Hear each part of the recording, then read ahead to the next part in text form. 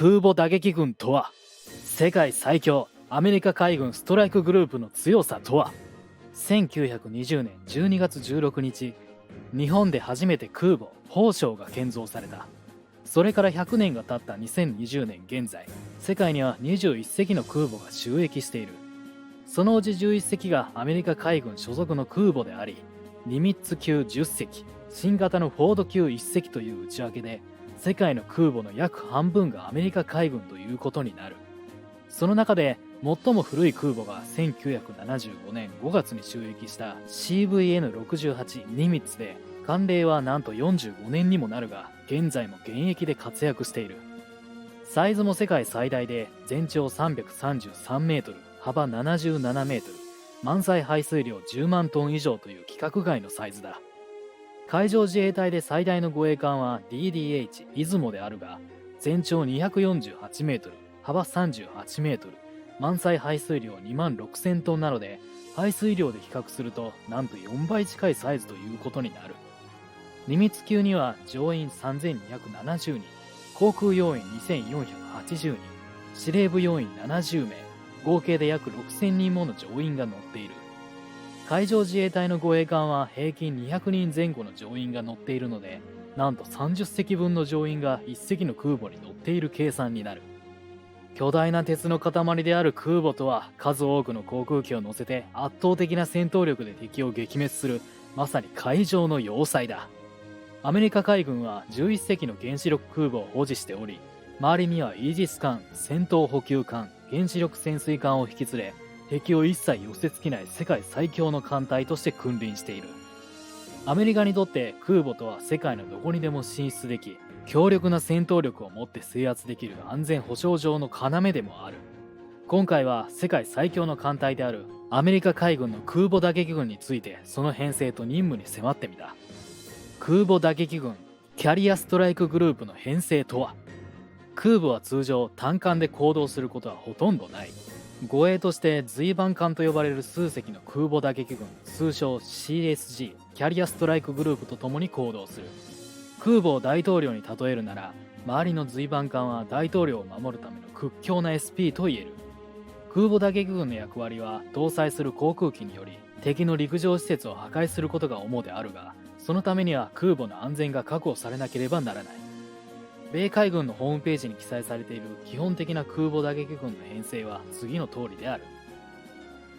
タイコンデロガ級イージス艦1隻、アーレーバーク級イージス艦2隻、補給艦1隻だけでなく、水中にもロサンゼルス級、バージニア級といった原子力潜水艦がひっそりと随伴しているのだ。原子力潜水艦の役割は、空母打撃群の遠方で敵潜水艦を撃沈することや、トマホーク巡航ミサイルで敵陸上施設を破壊することが役目だ。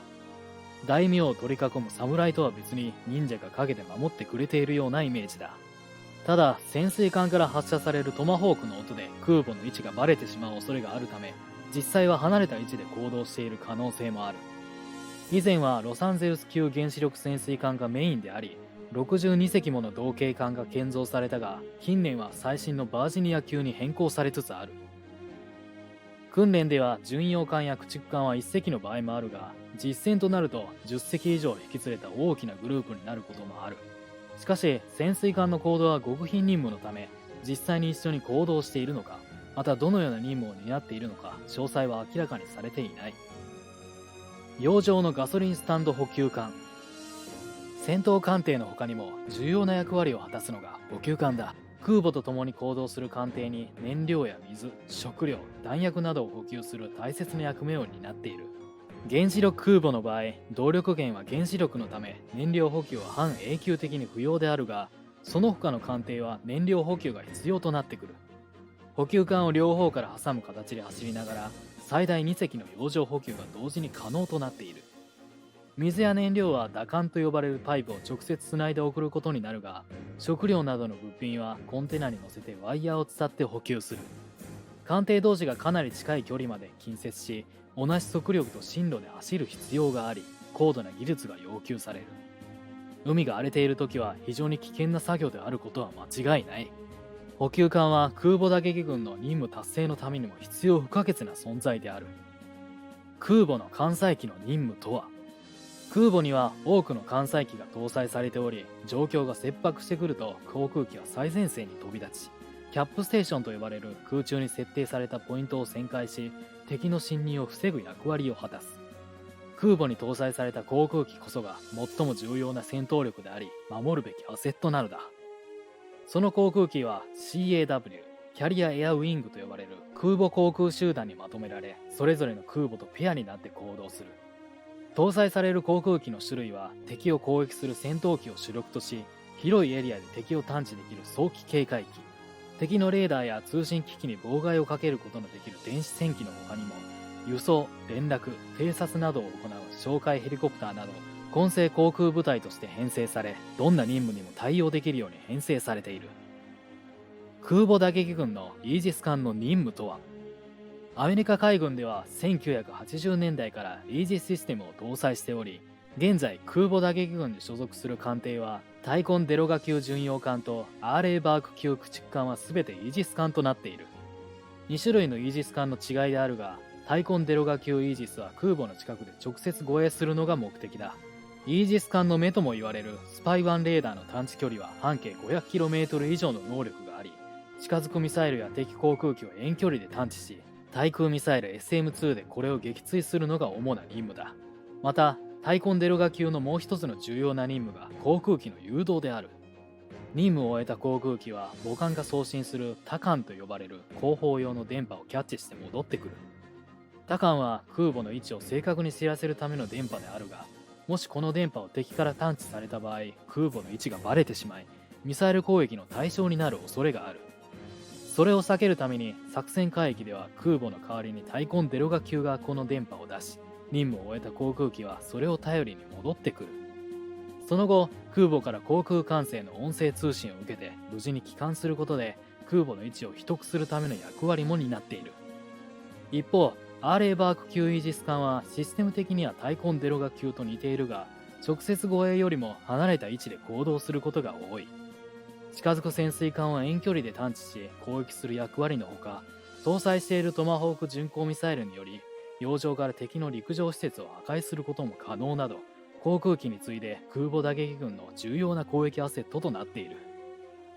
最初に解説したように空母打撃群の編成は数隻からなるが、かつて冷戦末期からの湾岸戦争の頃は巡洋艦、駆逐艦、フリゲート、潜水艦、補給艦などかなりの大所帯であった。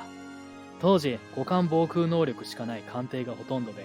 艦隊全体を守ることのできるイージス艦の数がまだ少なかったことが一番の理由だ。以前の編成、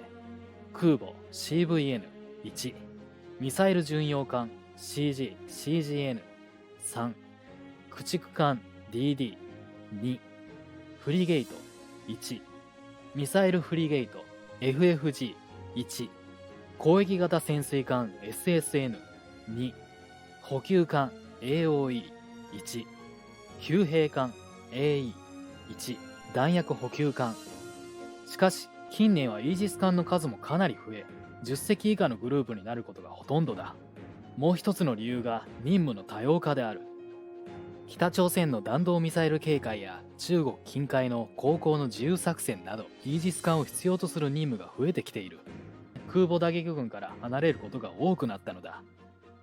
空母による対象国へのプレゼンス。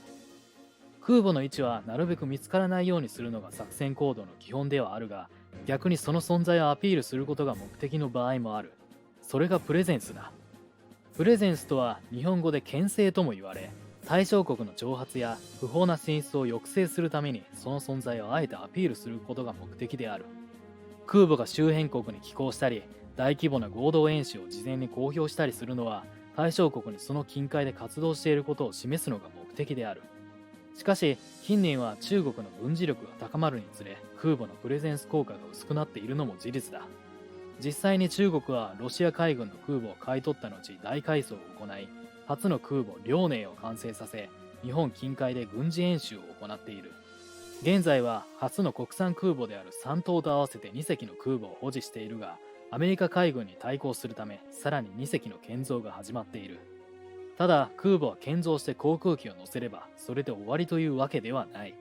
実際の戦闘で使える航空機の運用はアメリカ海軍にはまだまだ及ばないであろう。